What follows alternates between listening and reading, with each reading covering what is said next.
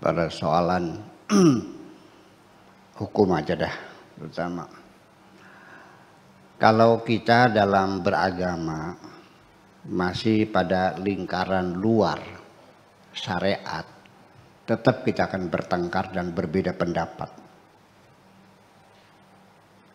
Saya ulangi lagi, agama itu cinta dan kasih sayang intinya dengan sesama. Tetapi kan ada lingkaran luarnya dibungkus, namanya akhlak, ya. Lalu bungkusan akidah, ya kan gitu. Bungkus lagi syariah. Ini ketika kita masih ada di lingkaran luar syariat, kita akan berbeda pendapat dan akan bertengkar satu dengan yang lain. Ya. Nyenggol istri ada yang bilang batal, ada yang tidak batal. Sampai sholat yang menjadi imaduddin, tiang agama, ada yang baca Fatihah, ada yang tidak kok. Yang baca ada yang baca Fatihah, ada yang baca basmalah, ada yang tidak. Ada yang sedekap, ada yang selonjor. Di bab zakat juga berbeda. Menurut Imam Syafi'i, petani semangka enggak wajib zakat karena bukan makanan pokok. Iya. Nanam jeruk sekarang harganya 40.000 per kilo, tidak ada zakatnya karena bukan makanan pokok. Kalau nanam padi, coba orang nanam cabai dapat 400 juta, enggak kena pajak, enggak pernah zakat. Nanam padi dapat 5 juta kena zakat. Nah, ini kan menjadi persoalan. Ya kenapa? Karena Imam Syafi'i dalam menetapkan zakat filosofisnya adalah untuk mengamankan strategi pangan, kelangsungan hidup. Makanya yang dihajar itu makanan pokok. Tetapi Abu Hanifah melihatnya dari sisi keadilan sosial. Jadi penghasil makin besar ya pajaknya makin besar, seperti itu. Itu fikih pasti bertengkar, tidak akan pernah selesai. Dan kita nggak usah mencari harus sama, nggak usah, silakan ya udah. Kalau ada batal ya wudhu lagi, kalau enggak ya langsung sholat saja, nggak ada masalah kok, salah. Ya kan begitu. Nah ini jangan memaksakan orang harus ikut seperti Anda. Masing-masing udah punya alasan kok. Yang dibikin ribet kan yang mengatakan boleh ada hadisnya, mengatakan tidak boleh ada hadisnya juga kan, jadi ribet begini. Udah, begitu masuk akidah juga masih bertengkar juga. Sifat Tuhan itu berapa? Al-Quran itu kalamullah itu qadim atau hadis. Qadar dan qadar itu ada atau tidak? Mu'tazilah mengatakan tidak ada.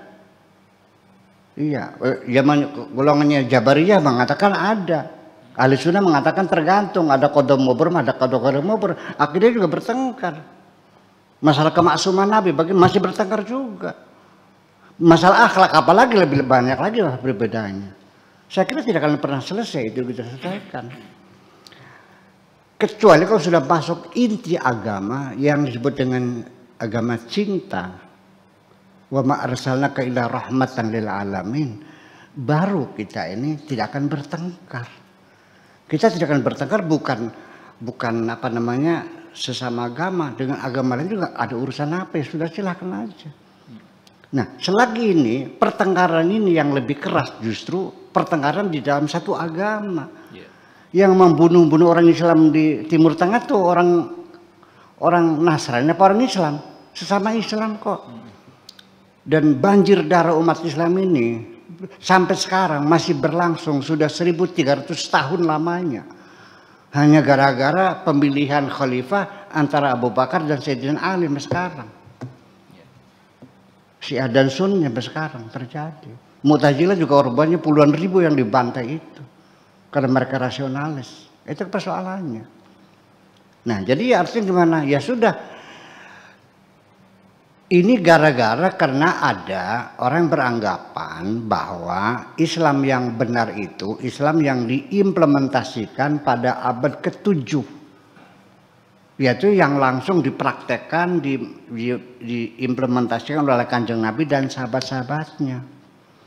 Mikir dong, sekarang abad berapa? Abad 21. Otak kita tercangkol di abad ke-7, kakinya menginjak abad ke-21. Artinya udah 14 abad lamanya kita jarak waktu, dan semuanya berkembang. Selagi hukum itu mengatur kehidupan dan kehidupan berkembang, ya maka hukum juga harus berkembang dong. Kita kasih contoh aja sebagai satu kesimpulan. Dulu kalau tentara Islam itu menang suatu negara, itu tanahnya dikuasai oleh negara Islam. Orang Islam yang antara Islam tentu tidak bisa mengelola tanah ini, ya kan?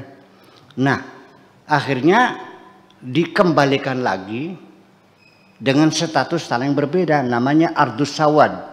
Ya, kalau kita ikut perpajakan dalam Islam, Ardus Sawad itu tanah hitam, artinya tanah sudah dikuasai oleh Islam karena tidak bisa dikelola sendiri, dikembalikan kepada petani, tetapi dengan sewa. Bayangkan, masih mungkin terjadi seperti itu? Nggak mungkin dong.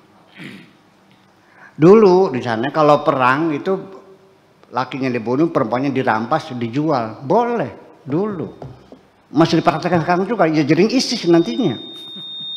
Ya, yang menggembur suku Yazidiyah itu, yang cantik-cantik sukunya itu, didagangi lagi.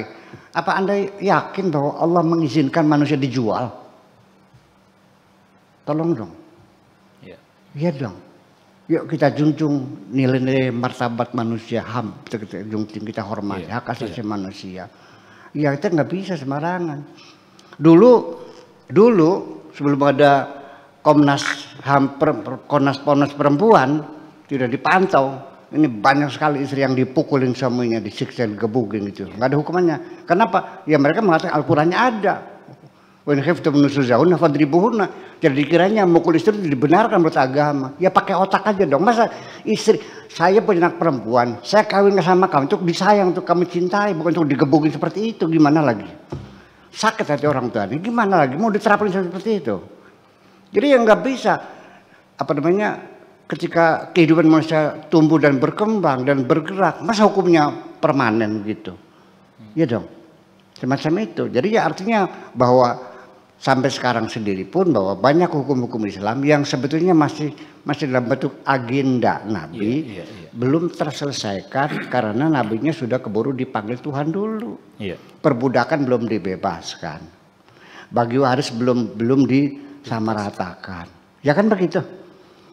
Kebebasan perempuan belum dilepaskan, dan itu semuanya bukan bersumber dari hukum Islam, tapi dari tradisi-tradisi Arab itu semuanya. Masih dibedakan mana tradisi dan mana hukum. Terima kasih.